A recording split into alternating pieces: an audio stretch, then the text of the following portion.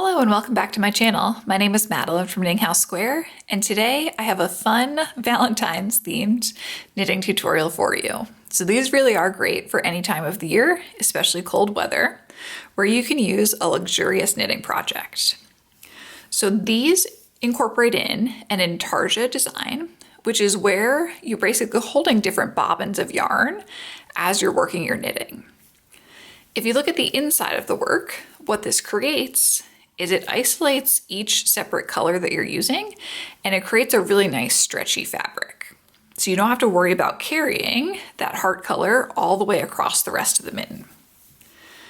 So in this video tutorial, what I'm gonna take you through is I'm gonna take you through exactly how these are knit. So we start down here at the cast on edge, we work ribbing, and these are actually knit flat. So we work our ribbing, then we work some thumb increases. We introduce in the Intarsia heart pattern. We place some thumb stitches on waste yarn. We finish up the heart and the ending ribbing, and then we come back and pick up the thumb. The last step that you can see I've started here is then we seam up the side of the mitten to finish our project. So what you're gonna find in the description box down below is you're gonna find each one of the different video breakpoints. So if you're just interested in working this Intarsia heart pattern, you know exactly where to skip forward to in this video. You're also going to find links to all the materials I used. And for this project, I use a very luxurious yarn. This is DK weight 100% cashmere. It's the Clinton Hill Bespoke DK. And I have it in the pink and white version or the gray and white version. These ones I haven't quite finished yet. So I used a very luxurious yarn for this project, making them perfect for gifting, but any DK weight yarn will work perfectly. So now that you know what's available to you down below, let's get started with the materials. The materials I'm going to be using for this project are 2 stitch markers, a pair of scissors, a tapestry needle, a piece of waste yarn for the thumb stitches. Then I have my DK weight yarn in 2 different colorways, and I'll have the total yardage you need linked to the pattern on my website. And before you start, I recommend making your bobbins for the Intarsia portion. So the bobbins you're gonna need are you're gonna need 1 yard of your heart color. Then you're gonna need 1 yard of your background color. And then you're gonna need 2 yards. This is a little bit more than 2 yards on this bobbin right now, but you're gonna need 2 yards of your background color. And the way I make these little bobbins is I just take an old piece of cardboard and I basically just cut it into like a little hourglass shape with a little extra line there just to hold my yarn. Then last up I have my knitting needles, and you're gonna want 2 different sizes. So the ribbing portion, the bottom cuff ribbing, that is knit flat on a smaller knitting needle size. So here I used a US 5. So you can have a US 5 circular or straight knitting needle. And then for the main glove portion, all the way up through here and the entire thumb, I knit on a US 6. Because the thumb is knit using magic loop, that one you're gonna need a circular knitting needle for. So US 5, circular or straight, and then a US 6 circular knitting needle with a longer cord. Now to start off in this tutorial, I'm going to be showing you how to make one of these right fingerless mittens. And then towards the end of the video, I'll show you the differences over here for what happens when you make the left one. So first up, what I need in front of me is I just need my background color. And this yarn is the Clinton Hill Cashmere in the Bespoke DK. So it's a DK weight 100% cashmere yarn, and it is so luxurious. And then I also need my smaller knitting needle size. I'm gonna be knitting just the whole thing on circular knitting needles because that's what I have. So likely you'll be knitting this on your smaller knitting needle, which is a US 5. Now to start off, we have to cast on 42 stitches, and you really can use any cast on method you'd like. I'm gonna use a stretchier cast on method. I'm gonna use the German twisted cast on. You can also, and I do recommend doing this, leave a longer tail That way you have something to begin seaming with as you start going up the side of the mitten. If you forget though, you can always use your cast off tail instead. So I'm going to cast on a total of 42 stitches to start using a stretchy cast on method. Some other good alternatives are the long tail cast on, or you could even just do the backward loop cast on.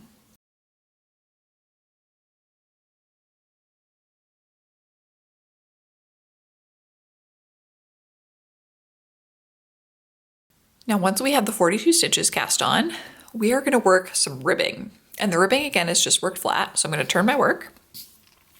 And the ribbing row, the way it's described is first you're going to knit the first stitch. Then there's a little asterisk in the pattern. So you're going to work knit one, purl one, over and over again, all the way across until one stitch remains. Then you're going to purl the final stitch. So again, it's knit the first stitch. Then the ribbing pattern begins. So I'm going to work knit one, bring my yarn to the front, purl one, and then knit one, yarn it back, yarn in front, purl one. Continue all the way across the row until one stitch remains, alternating between knitting and purling.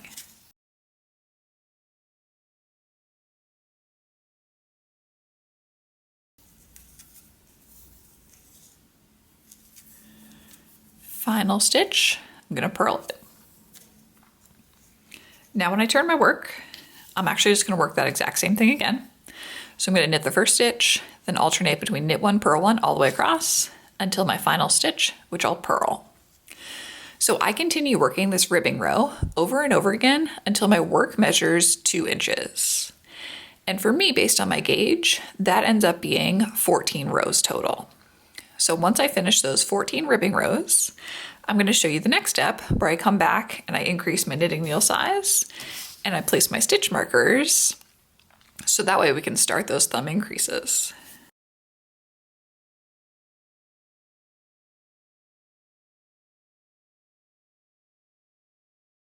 For this next step, you're going to want a few things in front of you.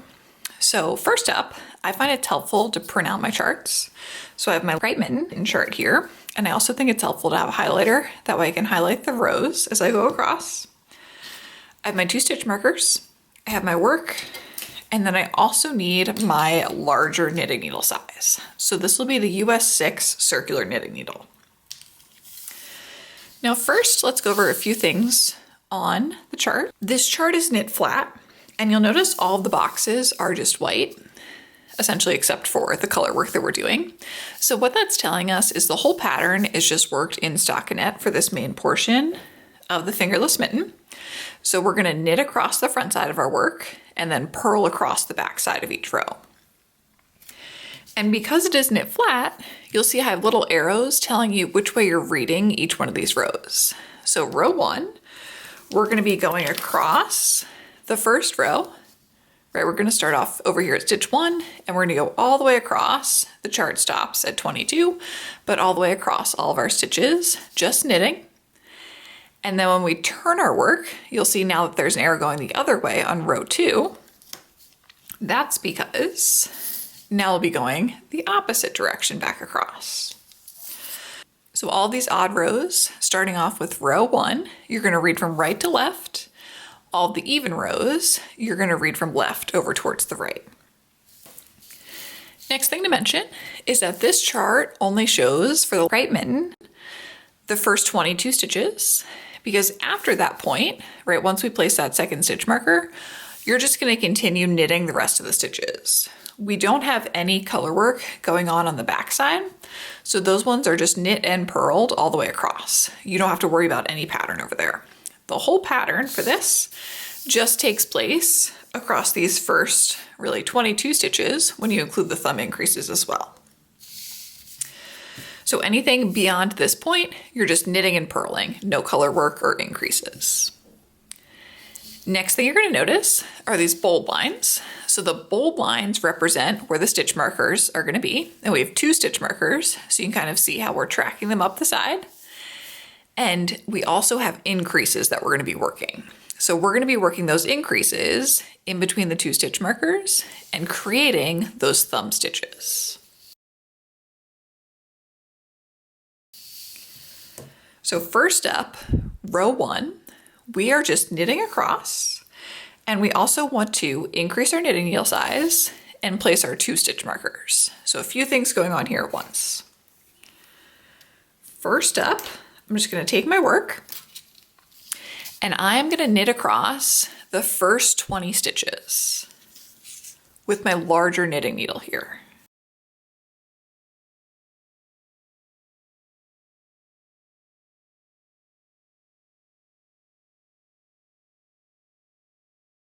Now that I've worked across the 20 stitches, I have that bold line, so I'm going to place a stitch marker. Then I'm going to knit 2 more and place another stitch marker.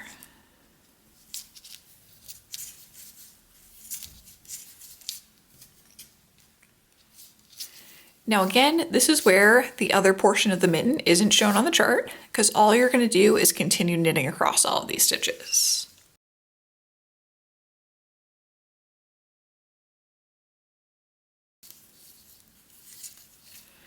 When I finish that row, I've now worked all the stitches off of my smaller knitting needle, so I'm just going to put that to the side. I don't need that again. And I'm going to highlight that first row.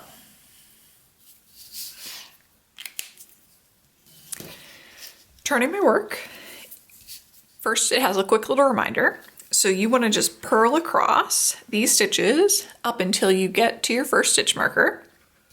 And then we're going to start reading the chart. So we're just purling the stitches that exist over here all the way up until we get to the stitch marker.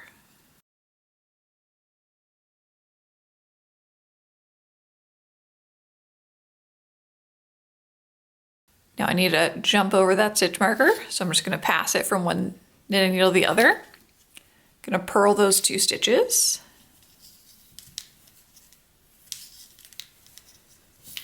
Past the other stitch marker. And now I don't have any color work going on for quite a ways in this pattern, so I'm just going to continue purling in my background color across the rest of this row.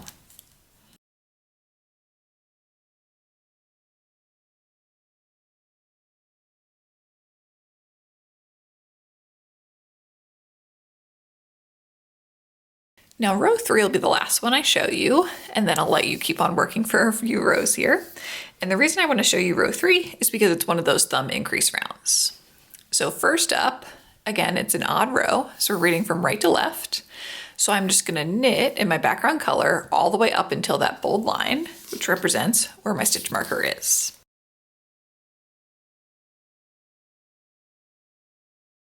I'm going to pass my stitch marker.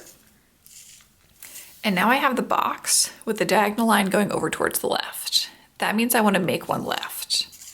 So to make one left, you want to stretch out your work and you want to use your left knitting needle to pick up that topmost bar in between the stitch you just worked and the one you're about to work, going from the front to the back. And then you want to knit into the back of that loop. So you just increased 1 stitch. Then you want to knit a stitch. And that represents that whole first box. So we made one left, and then we also knit one. And then next to it, we have to make one right. So before we make one right, we're going to knit the stitch. And then to make one right, we're going to take our left knitting needle, and now we're going to go into that topmost bar in between the stitch we just worked and the one we're about to work, going from back to front, and then knit into the front of it.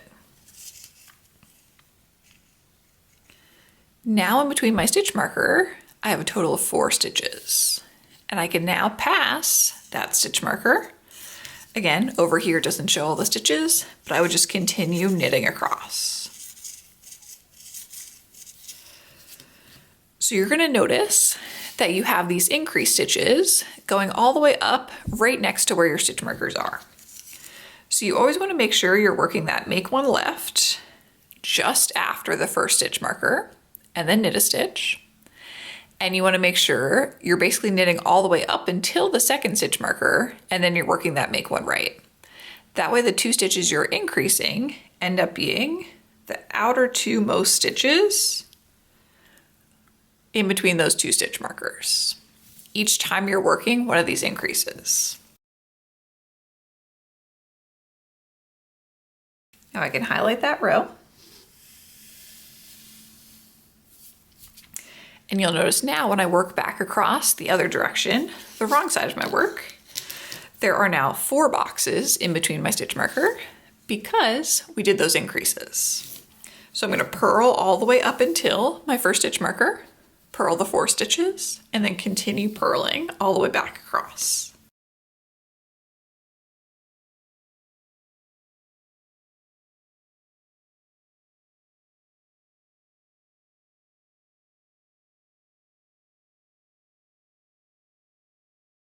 Now, just to show the increases one more time, I will first knit across to where my stitch marker is on increase row 5.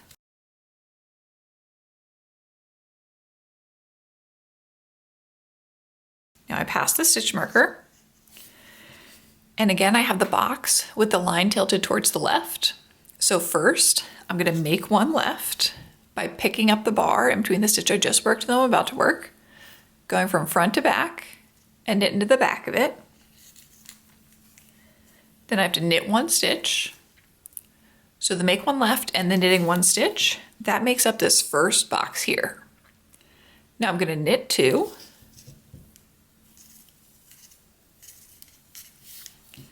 And now I have the box with the diagonal line going over towards the right. The way this one's worked is first you're going to knit a stitch and then you're going to work the make one right. So the make one right, again, you're picking up that topmost bar, but now you're going from back to front and you're knitting into the front of it, past your stitch marker. So you've worked that make one left just after the stitch marker and your make one right just before the second stitch marker. And you have just your knit stitches in the middle. So now if we look up at the next row, you should have a total of 6 stitches in between those stitch markers. I'm now going to continue working all the way up through row 10, and then I'll come back and I'll show you this row 11 up here, which is where we start using our bobbins for the Intarsia colorway.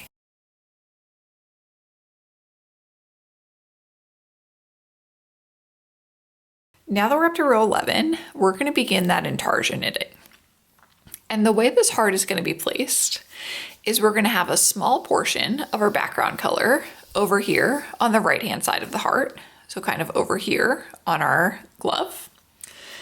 Then we're going to have the heart placed right here in the middle. And then we're going to have a whole bunch of our background color over here on the other side. So before I actually start working row 11, I'm going to cut my yarn from my main ball of yarn. The reason I'm doing this is because I actually want to use one of my bobbins for this smaller portion of my background color over here on this side. So then that way I can use my full ball of yarn over here on the other side of the glove or mitten.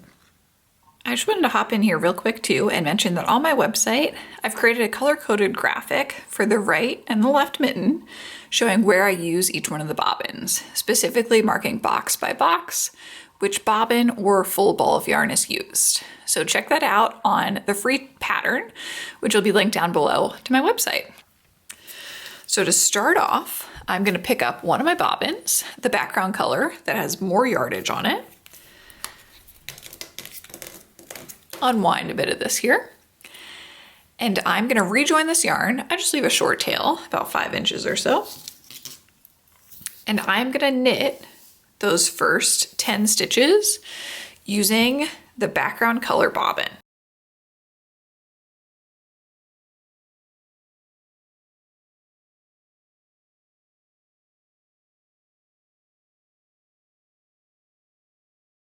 Now next up I have the start of my heart. And for this main portion of the heart and one of the sides, we're going to use our ball of yarn, not the bobbin yet. So I'm going to take, again, about 5 inches or so here, knit 1 stitch using my heart color, And now I have the other portion of my background color all the way up until my stitch marker. For this, I'm going to use my main ball of yarn.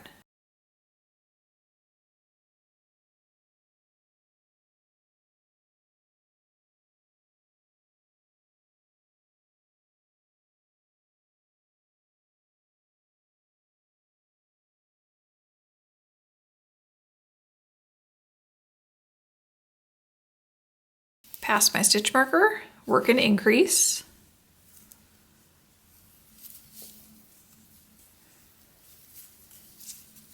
I'm gonna have my increases, and then I'm gonna knit all the way across the remainder of the stitches here.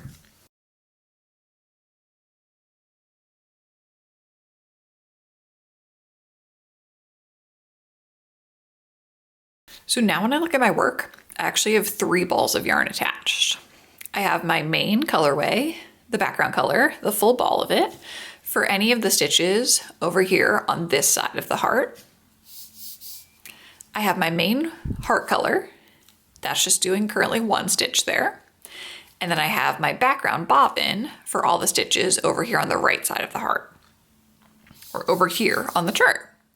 So now when I turn my work, my goal is basically to keep those different colorways and those different balls set up with where they currently are in the pattern. So when I'm working on this side of the heart, I'm going to keep on working from this ball. Then when I switch over to the heart colorway, I'm going to use the heart colorway. And then when I'm on this side of the heart, I'm going to use my bobbin. Now the main thing you want to keep in mind with Intarsia is you just want to make sure that when you switch colors, you twist your yarn together.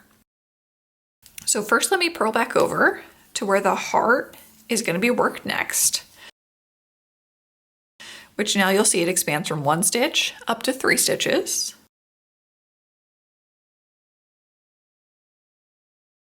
After the stitch marker, I purled 8, and now I'm ready to work the heart. So first up for the heart, what I want to do is I want to take the gray color yarn I was just working with, and I'm going to lay it over here towards the left. That way when I pick up the white yarn to knit my heart, it's going to wrap around that gray yarn. So I'm going to purl with the white yarn, or my heart color. Then I'm going to purl another one and another one. So purling 3 total. Now that I've finished working the 3 stitches of the heart colorway, what I want to do with that heart colorway yarn is I'm going to hold it up and over towards the left. So that way when I start working with my bobbin and I pull my background color up and over, it's going to wrap around that heart colorway.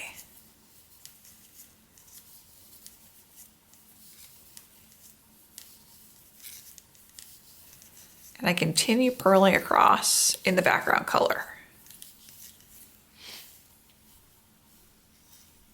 Now I can turn my work, and sometimes they will get a little bit tangled here. Just take a moment every once in a while to untangle anything. Okay, and we can highlight that now.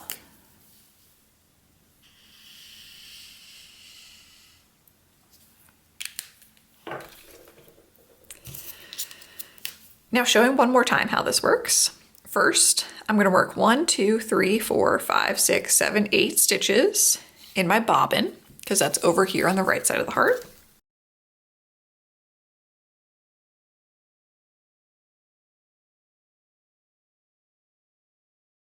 Now I need to work the heart stitches, and I'm going to have 1, 2, 3, 4, 5 in my heart colorway.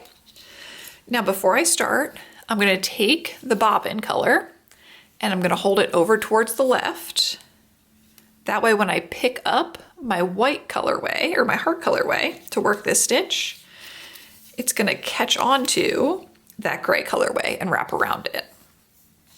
So now I'm going to work 1, 2, 3, 4, 5.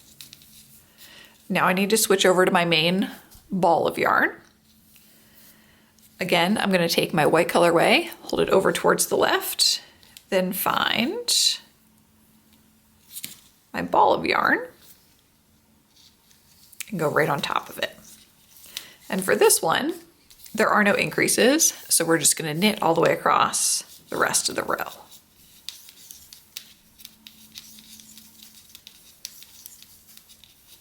So really the key with Intarsia is you wanna make sure you're wrapping the color you were just working with the next color you're about to work.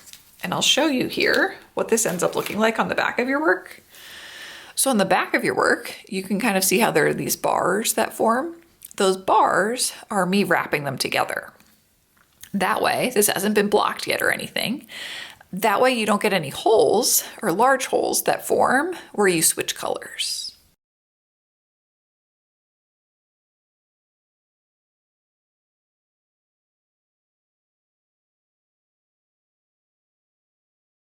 And I'll show you one more row here, which is gonna be row 14. So again, I'm gonna purl in between the stitch markers and purl 1, 2, 3, 4, 5, 6 up until the heart.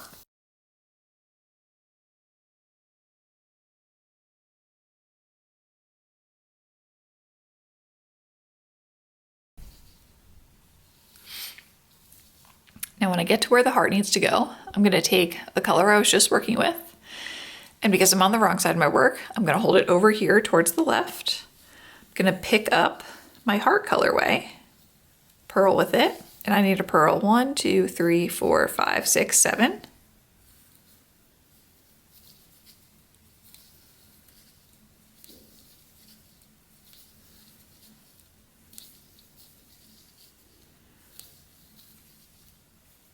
And then once I finish with the heart colorway, I'm gonna hold it over towards the left, pick up my bobbin colorway, and finish purling across the rest of that row.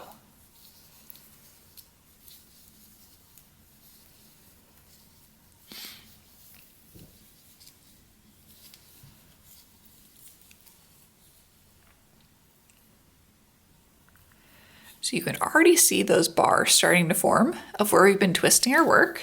And if you look at the front side of your work, you shouldn't notice any large holes anywhere. There may be a bit of a hole down here at the bottom, which is just where we joined the yarn. That is totally fine though. That will clear up as soon as we start weaving in our ends. So don't worry about that one. But you shouldn't have any other large holes forming. And just make sure if you do think anything is a hole, if you just gently pull on it, it might actually be a yarn tail that you just need to tighten up a little bit.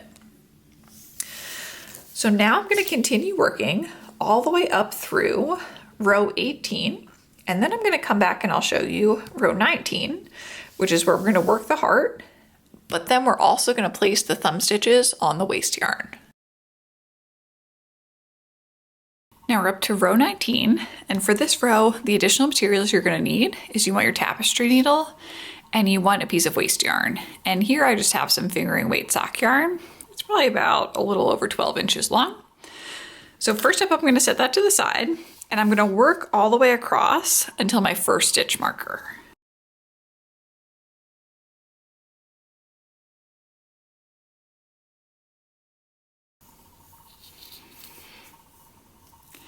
Now I'm going to remove the stitch marker and put my waste yarn onto my tapestry needle. I want to place the next 12 stitches onto my piece of waste yarn. So I'm just going to slip them right off of my left knitting needle onto the tapestry needle and then onto the waste yarn.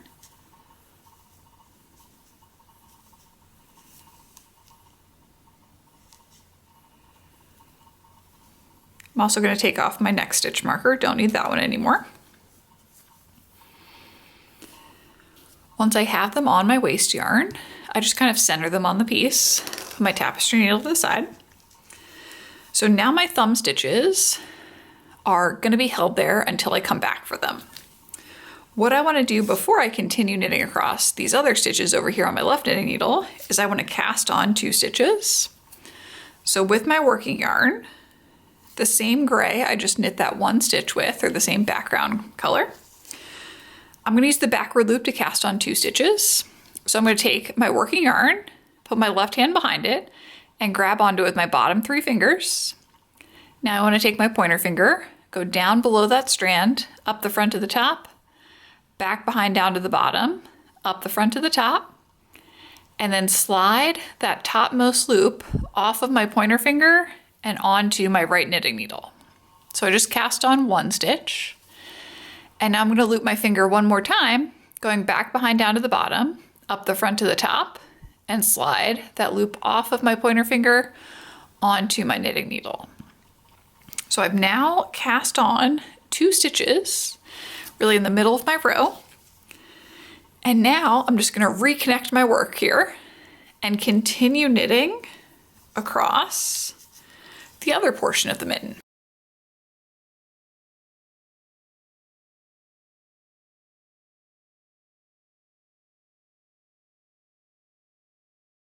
When I turn my work, now, again, all the stitches over here don't exist anymore, and there are no more stitch markers on our work.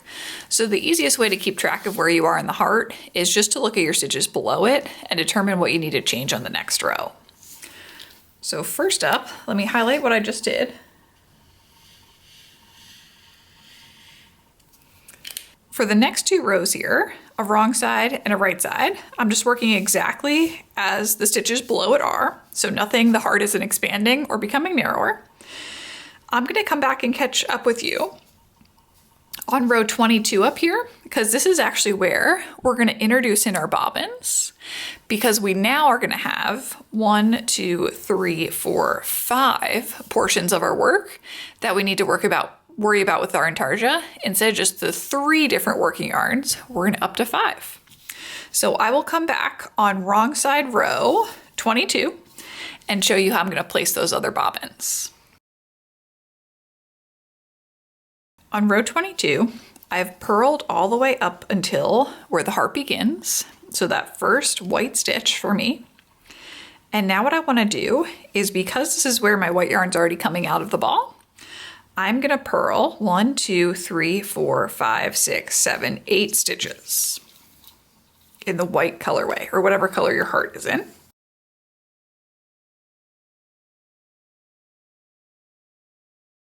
Now in the center of our heart, we need another background color stitch. And really for this whole little V portion in here, we need the background color. So this is where I'm gonna introduce in one of my other bobbins. I have a bobbin with 1 yard on it of my background color. I leave a pretty short tail, so about 5 inches or so. And I'm just gonna drape that right over and purl 1 stitch. And now I need to work 1, 2, 3, 4, 5, 6, 7, 8 stitches in my background color again. Now I don't wanna pull this ball of yarn over and across and start working with it again. What I want to do instead is I want to join that background color bobbin that I have already pre-made. So again, about a 5-inch tail, and I'm going to join this bobbin and work those 8 purl stitches.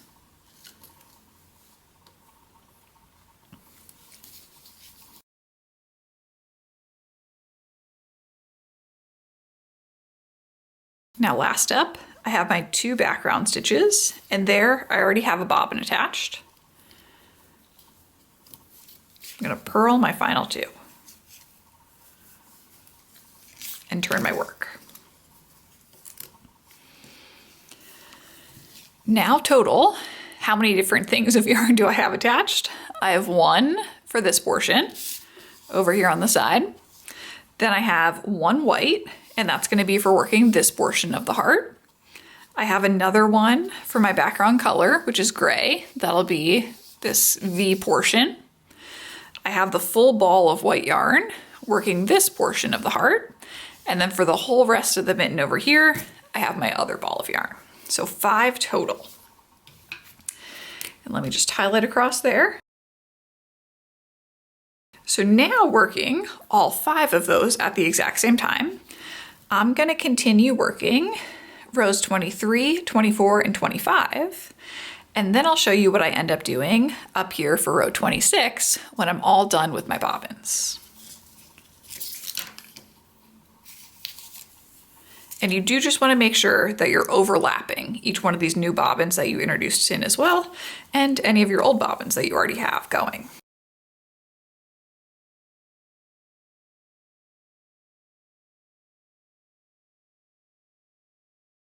Now I've finished all of my color work all the way up through row 25. And I'm about to work row 26, which is going to be a wrong side row across the back. So as I start working across, the nice thing about this is the yarn I'm about to start with is my full ball of yarn. And that's actually exactly what I want. I want to be able to work my full ball of yarn all the way across the one side of the mitten. And then because it's just my background color across here, I'm going to continue with the same ball of yarn all the way across.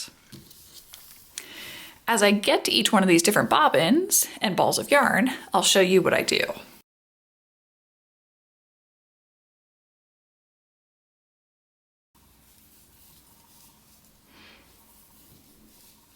Now I'm approaching where I had the white stitches below for my heart.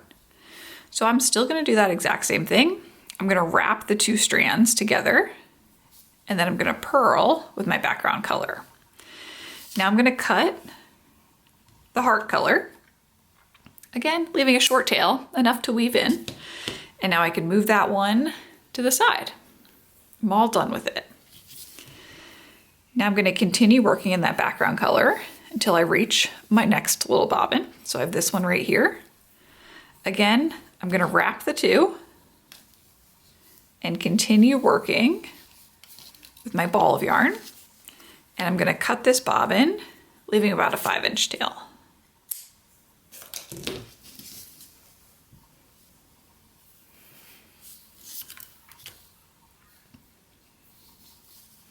Continue working across until you get to your next bobbin.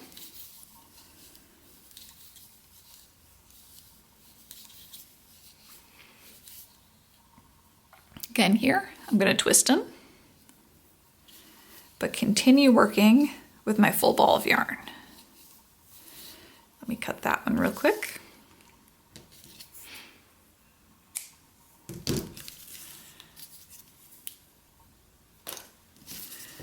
And my last one over here.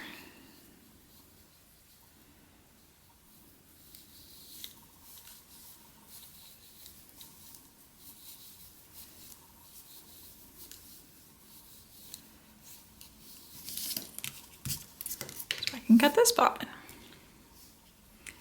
Make sure I'm not cutting my working yarn.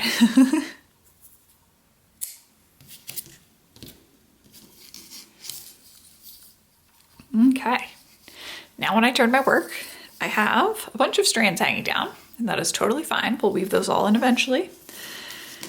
Let me highlight the one row there. And the only yarn that's now attached to my work is my full ball of my background color. So now I can continue working these last 4 rows, just plain stockinette in my background color, knit across, then purl across, knit across, then purl across. And then last up at the top, we're gonna go back to this ribbing. So the top ribbing, we do work on our larger knitting needle size. We're gonna work knit the first stitch, then work knit 1, purl 1, knit 1, purl 1, knit 1, purl 1, all the way across, purl the final stitch, for a total of 5 rows.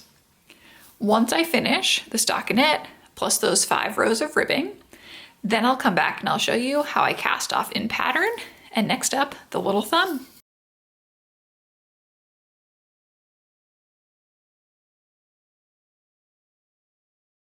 Now when it says cast off in pattern, loosely, all that means is you're actually going to work one more ribbing row. So you're going to knit the first stitch, then work knit 1, purl 1, alternating all the way across.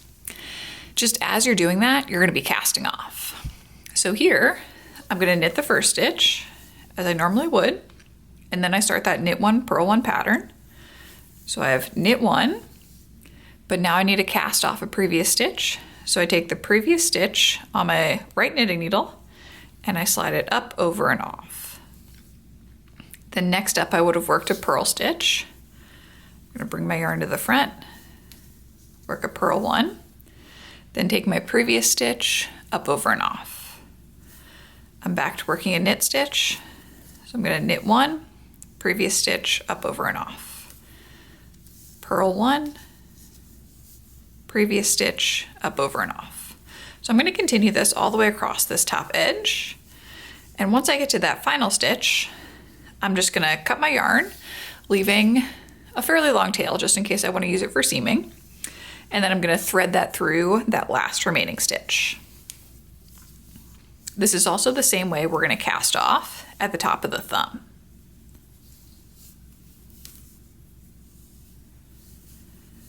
As you're going to, you want to make sure you can still stretch that edge so it's plenty stretchy. If it isn't stretchy, you want to make sure that you aren't pulling your stitches too tight as you go across.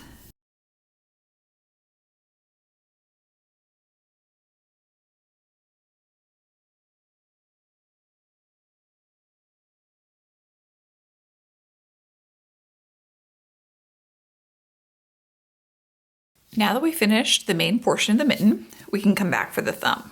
So the thumb is going to be worked the same no matter if you're working the right or the left mitten. And where you want to start is you want to start with your work where the thumb is going over towards the left-hand side. What I'm going to do first is I'm going to go across and I'm going to pick up 6 stitches using, again, my larger size knitting needle from the waste yarn.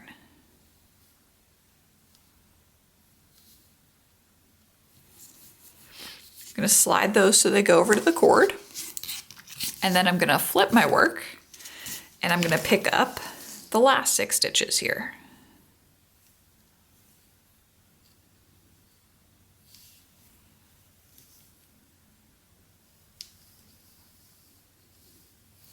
And the last one can always be a little finicky. I always find it's easiest to just kind of pull on the waste yarn to get it to pop out. Okay, I'm going to flip my mitten back over again so that the thumb is pointed over towards the left, and I'm going to thread back in my 2 knitting needle points. So I should have 6 stitches on each one. Now you should also be able to take out your waste yarn. For this first round, what we're going to do is we're going to be working now in a circle. So we're going to be working magic loop across these little amount of stitches. We're going to rejoin our main mitten colorway. And first we're going to work across the front knitting needle, all 6 stitches. Then we're going to work across the back knitting needle, all 6 stitches. And lastly, we're going to pick up and knit those 2 stitches, the bottom of them, that we cast on along the side of the mitten. That way we can try to minimize any hole that could form. So first up, I'm going to take a little bit of my yarn here and thread it through that thumb opening to the inside. And now to work magic loop, I'm going to take my back knitting needle, or the one further away from me, and I'm going to pull it over towards the right so the back stitches end up on the cord. And now I'm going to go right into that first stitch on my front knitting needle, knitwise. Use that yarn I just threaded inside, wrap it around, and knit. So I'm going to continue knitting across these first 6 stitches.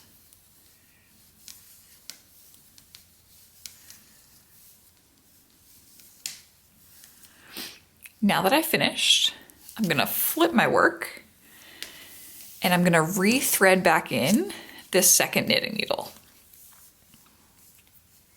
I do still want to make sure my working yarn is kind of just draped over this back knitting needle as well. So now I need to knit across these 6 stitches. The way I'm going to do that is I'm going to take my back knitting needle, the one now further away from me, with the working yarn coming out of it. I'm going to pull it towards the right so those back stitches end up on the cord. And now I'm going to knit across these 6 stitches.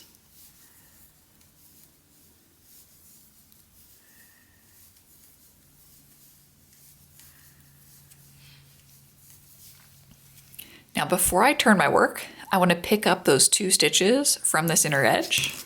So what I'm looking for are those 2 diagonals. Those represent the 2 stitches that I cast on. So I typically like to pick up that bar and the one a little bit closer to me at the same time. And I'm going to knit those 2 together for my first stitch. And then right next to it, I'm going to pick up the bar again. And then I like to get that other diagonal stitch as well. And knit those 2 together. So now when I look at my work, I have 6 stitches on the one cord and I have 8 stitches on the other knitting needle for a total of 14 stitches. I'm going to turn my work again. I'm So now when I look at it, the thumb is going over here towards the left. Thread back in my second knitting needle. And now I just need to work 3 rounds. So for these 3 rounds, in order to work a full round in magic loop, you go across the front and you go across the back. That's 1 round. So first up, I'm going to knit all the way across the front. And every time I switch from one knitting needle to the other, I do tend to pull that first stitch fairly tight to try to help close up any gap that forms.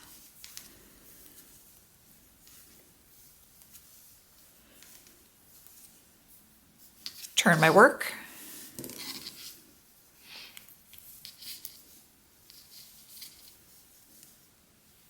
And now knit across the back side.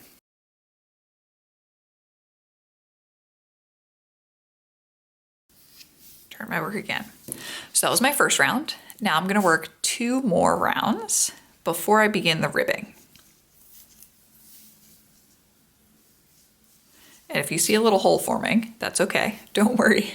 We have a yarn tail there that we can use to close up anything that forms.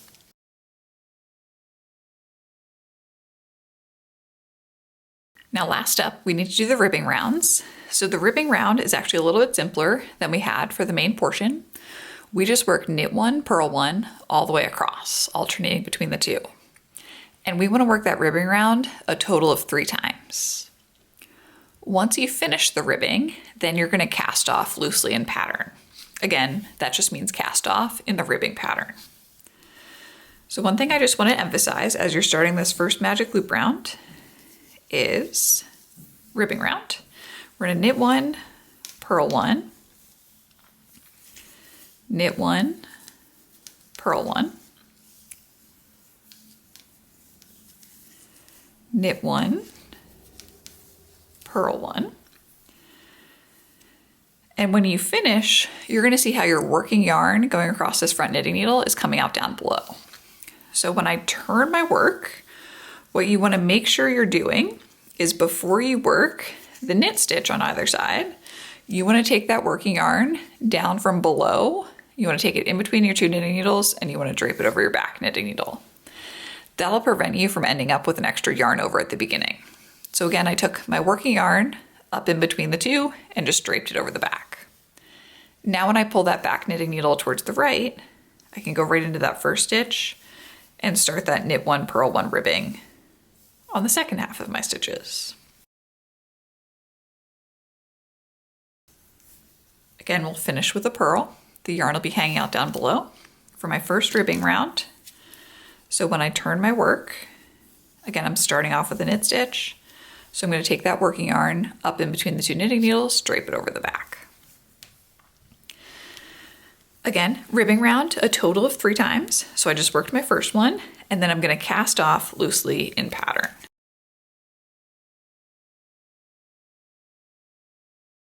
I'm casting off here too, and I wanted to give you a quick little hint or tip as you're doing the thumb here. So once you go across the front knitting needle, you'll end up with just 1 stitch over here. So when you turn your work, what you want to do is you want to keep that 1 stitch on that knitting needle and kind of point it now over towards the left, and then thread back in your second knitting needle. That way you can take the last stitch from the front side and cast it off. Bring my yarn to the back here and cast it off with the first stitch on the back side. So you want to continue the cast off between your 2 knitting needles.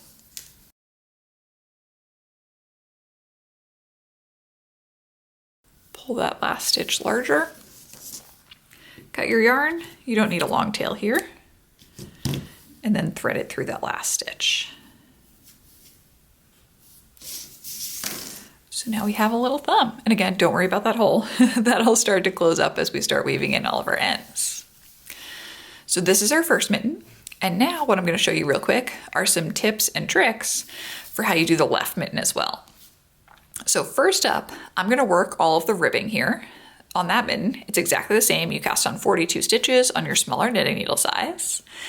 And then I'll come back and I'll show you real quick how the chart changes between the 2 mittens. In the beginning portion of this video, I showed you step by step how to work the right one. So on this chart, the way we worked it is we always worked across the chart really on our first set of stitches. And then beyond the chart, that was where we just knit or purled. This switches when you switch over to the left mitten. The reason being here is now we want to work the heart over here on the left-hand side. So if I look at one of these left ones that's already been made here, what's going to happen is we're just knitting or purling across our first set of stitches. So that would be over here in your pattern, and it does specify knit across the first 20 stitches. Then you're going to place your stitch marker, knit 2, place your next stitch marker, and knit across the rest. So we're going to have our stitch markers right here, and those thumb increases that we're working all the way up through this thumb are represented by this portion of the pattern. So anything over here to the right side of where these thumb increases are, or at the top of the chart up here, is just going to be knit or purled. The actual heart design is going to be worked over here on the second half of our stitches. So first up, just to show you a few of the rows here, I'll show you this first row 1. You'll notice the chart starts off at stitch 21. The reason being is where we want to place the stitch marker is first we're going to knit across the first 20 stitches, then we're going to place it. And as I'm knitting across, I'm going to be increasing my knitting needle size. So I've worked through 20 stitches, place 1 stitch marker. That represents this solid line here. Then I'm going to knit 2. Have my next solid line. So I'm going to place my next stitch marker. And now I'm going to continue knitting stitches 23 to 42. So the rest of the stitches across. Now I can highlight that first row. And again, with row 2, you'll notice how the arrow is now pointing from the left over towards the right. I'm going to take my smaller knitting needle to the side here. And so what I'm doing is I'm going to purl all the way across until that stitch marker, past the stitch marker, purl 2. So I'm purling all the way across until the stitch marker, passing the stitch marker, purl 2, past the next stitch marker.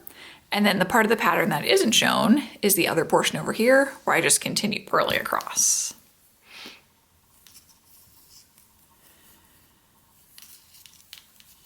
So I'm going to continue working all the way up through row 11. And when I get to row 11, I'll come back and I'll show you real quick how I set up my bobbins for when the heart is now over here on the left-hand side. Now for row 11, what you want to keep in mind is that the main portion of the glove is going to be over here on the right-hand side. So I actually don't want to place my bobbin over here to the right side of the heart like I did for the other glove, right, where we had the bobbin over here and then we used the main ball of yarn over here. I want to use the main ball of yarn anywhere over here to the right side of the heart. Then I'm going to have for me, the heart is in white, so I'll have the white full ball of yarn for that center portion. And then I'm going to use the bobbin over here on the left side of the heart. So first up, I'm going to knit all the way across until my first stitch marker. And again, I still just have my full ball of yarn attached.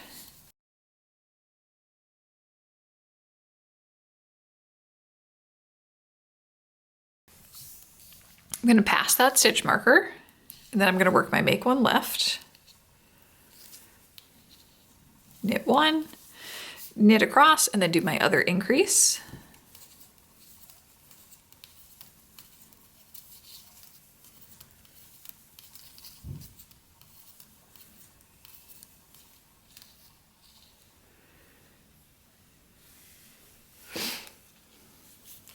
Pass the stitch marker. So now I'm going to continue working in my main ball of yarn, 1, 2, 3, 4, 5, 6, 7, 8, 9 stitches.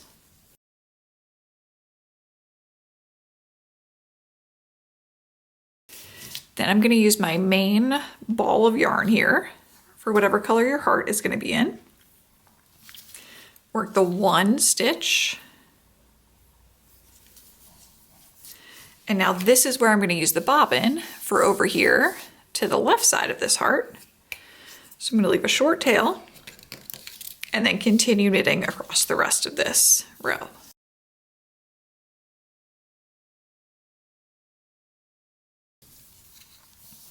So the 3 different sets of yarn I currently have attached to my work are, I have my main ball of yarn over here taking up all the stitches before the heart starts. I have my heart color in the full ball for that first stitch, and then I have my bobbin over here to the other side. So now when I turn my work and I begin working the next row,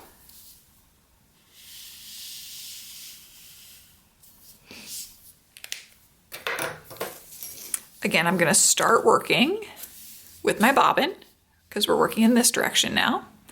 Then I'm going to have the 3 heart stitches, and then I'm going to switch over to my main ball of yarn for the remainder. So that's all there really is to it now. And you will again want to introduce in the extra bobbins when you get up here to the top of the heart. So now I'm going to continue working the rest of this left mitten, and then I'll come back and I'll show you the final step here, which is going to be how we seam up the sides and weave in those ends. The final step here is going to be seaming and weaving in our ends. So what I like to do is I seam first and then I weave in my ends. And the goal with this seam is we're going to use Mattress Stitch to create as invisible of a seam as possible. So it's actually pretty well hidden here. You might be able to tell a little bit down there at the bottom that there is a seam. But I'm essentially going to be picking up bars from either side of my work and tightening them as I move in the direction of my work. You can go from bottom to top or top to bottom. That part doesn't really matter. So I'm going to take one of these pink ones as an example, and you want to use either your cast off tail if you have plenty of yarn there, and I would just kind of loop it, I'd say at least twice just to make sure you have enough, or your cast on tail. So in the case of this one, I've left myself plenty on either side. It looks like I have some more down here at the cast on, so I'll start seaming with this one. And I'm going to thread it onto my tapestry needle.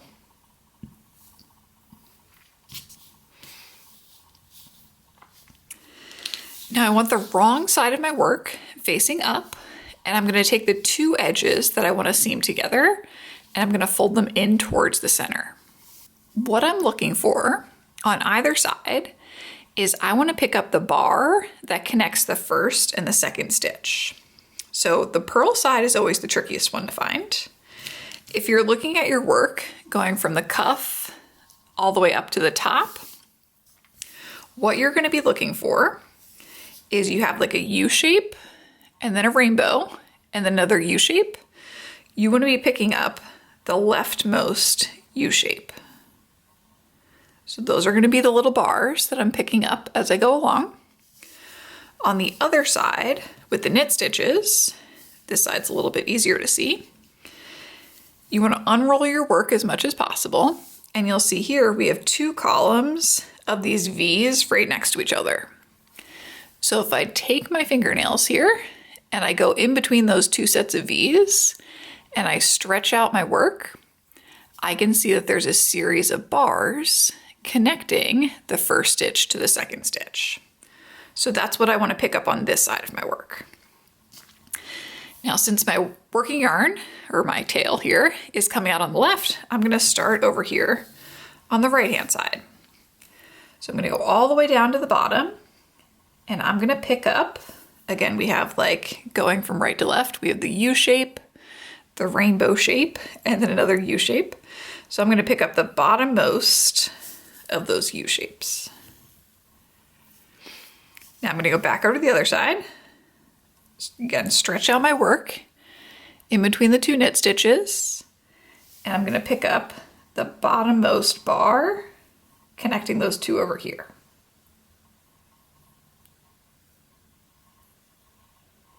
Make sure I just get one of the bars. Okay, now I'm going to go back over to the right side. I'm going to go up 1 row, and I'm going to pick up the next one of those U shapes. Come back over to the other side, stretch out my work, pick up the next bar. You just want to keep on alternating back and forth between the two sides. And you definitely get quicker as you go along with it. You'll also notice I haven't tightened anything yet. What I typically do is I'll go for about 1 inch, not tightening at all, and then I'll pull on this yarn tail to tighten up the seam. Okay, so say I went that far. Now I'm going to hold on to my work and I pull on that yarn tail so that it tightens up. So now it should create essentially like a seam that's invisible. Then you just keep on going along, starting wherever you left off. I'm going to continue doing this all the way up the edge. And I will show you what happens once you leave the ribbing and go into just the straight stockinette too here. So let me go up a little bit further. In the stockinette portion, nothing changes over here on the one side because I still just have the 2 columns of knit stitches in a row. So I'm just going to stretch them out and find the bars that connect the first stitch to the second stitch. Over here on the other side, now I don't have the purl stitches at the beginning. Again, I just have knit stitches all the way across. So I just want to find the bars that connect the edgemost stitch to the stitch just before it. So these ones right in here are going to be what I'm picking up as I go all the way up this side.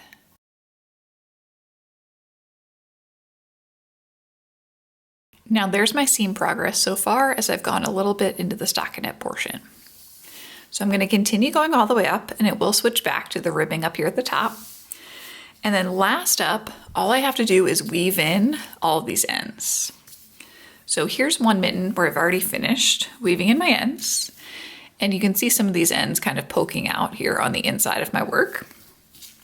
How I like to weave in my ends is I do tie knots, which I know some people prefer not to. I do. And as I'm weaving in these ends, what I'm always checking with the heart specifically is I check the front side of my work just to make sure I'm closing up any hole that's possibly been formed, like these 2 in here. I'll try to close those up a little bit as I'm weaving in my ends. For things like the ends related to my thumb over here, again, I can use this end to close up any gaps that have formed on either side of where I put in the thumb. So use the ends as much as you can to close up any gaps that have formed. And then once you're all done, what you want to do is you want to soak these in just some lukewarm water, roll them up in a towel to get the excess water out, and then lay flat to dry. Thank you so much for joining me today as we made these heart fingerless mittens. Again, what you're going to find in the description box down below is you're going to find a link to my website where you can see the full written version of the pattern, as well as the links to all the materials I used. If you have any comments or questions, please feel free to leave them down below. And don't forget to subscribe if you're new to my channel. That way you stay up to date on all my future videos. I'll see you in the next one.